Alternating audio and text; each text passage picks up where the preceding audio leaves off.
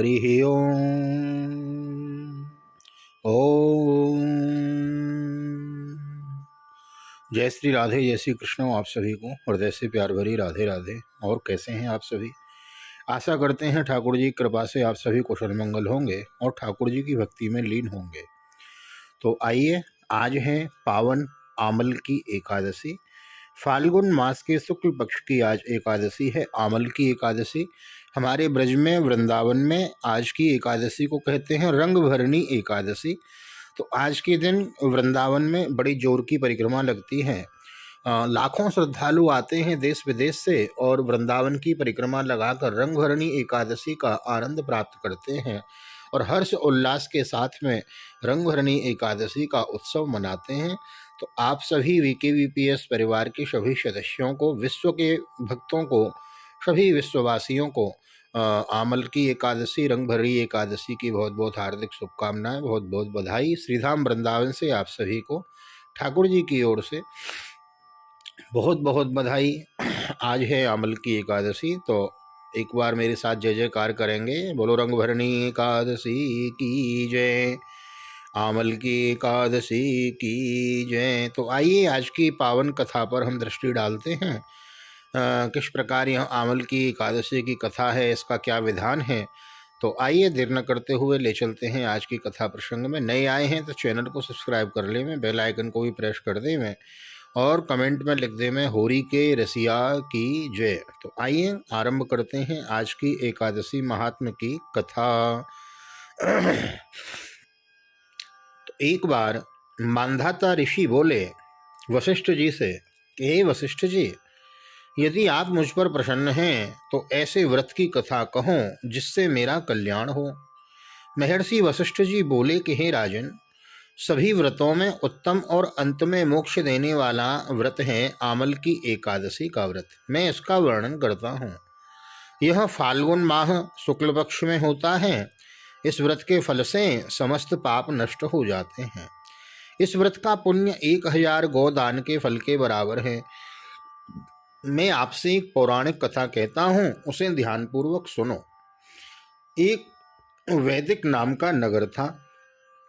उस नगर में ब्राह्मण, वैश्य, क्षत्रिय और शूद्र चारों वर्ण आनंद पूर्वक रहते थे। नगर में सदैव वेद ध्वनि गूंजा करती थी। उस जगह पापी, दुराचारी, नास्तिक आदि कोई न था। उस नगर में चैत्र रथ नामक चंद्रवंशी राजा राज्य करता था।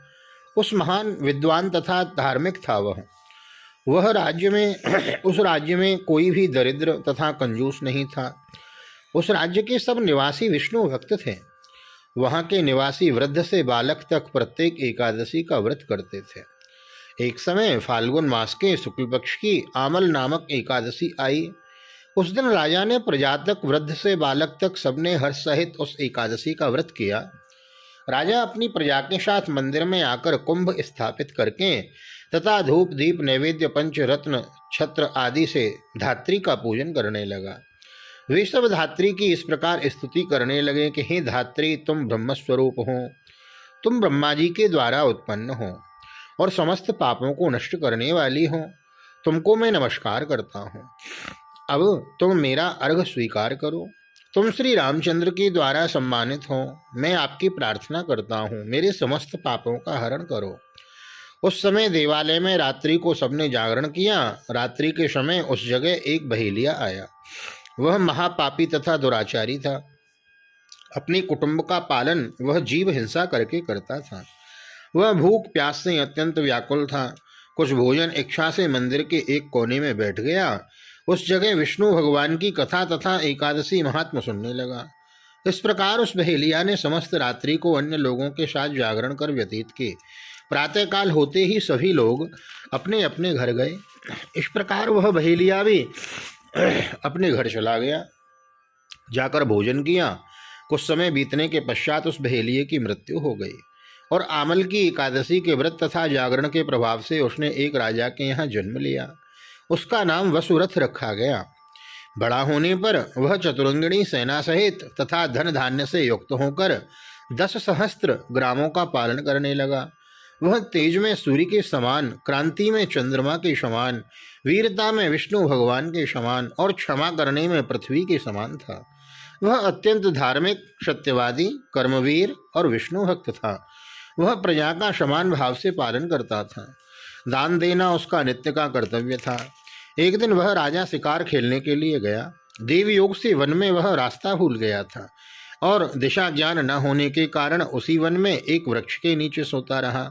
उसी समय पहाड़ी डाकू वहां आए और राजा को अकेला देखकर उस पर मारो मारो का शब्द करके टूट पड़े। वह डाकू कहने लगे कि इस दुष्ट राजा ने हमारे माता पिता, पुत्र पौत्र आदि संबंधियों को मार डाला है तथा देश से निकाल दिया, अतः इसे अब अवश्य मारना चाहिए। ऐसा कहकर वह डाकू राजा को मारने लगे और उस पर अस्त्र शस्त्र का प्रहार करने लगे। उनके अस्त्र शस्त्र राजा के शरीर पर गिरते ही नष्ट हो जाते और राजा को पुष्पों के समान प्रतीत होते। उन डाकुओं के अस्त्र शस्त्र उन पर उल्टा प्रहार करने लगे, जिससे वे मूर्छित हो गए। उस समय राजा के शरीर से एक दिव्य देवी प्रकट हुई। वह देवी अत्यंत सुंदर थी, सुंदर तो थी ही तथा सुंदर वस्त्रों तथा आभूषणों से अलंकृत भी थी। उनकी भ्रकुटी टेढ़ी थी, उनकी आंखों से लाल लाल अग्नि निकल रही थी। वह उस समय दूसरे काल के समान प्रतीत हो रही थी। वह उन डाकुओं को मारने के लिए दौड़ी और समस्त डाकुओं को काल के गाल में पहुंचा दिया। जब राजा जगा तब इन डाकुओं को मरा हुआ देखकर सोचने लगा कि इन शत्रुओं को किसने मारा है, मेरा इस वन में कौन हितैषी रहता है। जब वह राजा ऐसा विचार कर रहा था तभी आकाशवाणी हुई, हे राजन, इस संसार में विष्णु भगवान के अतिरिक्त तेरी कौन रक्षा कर सकता है।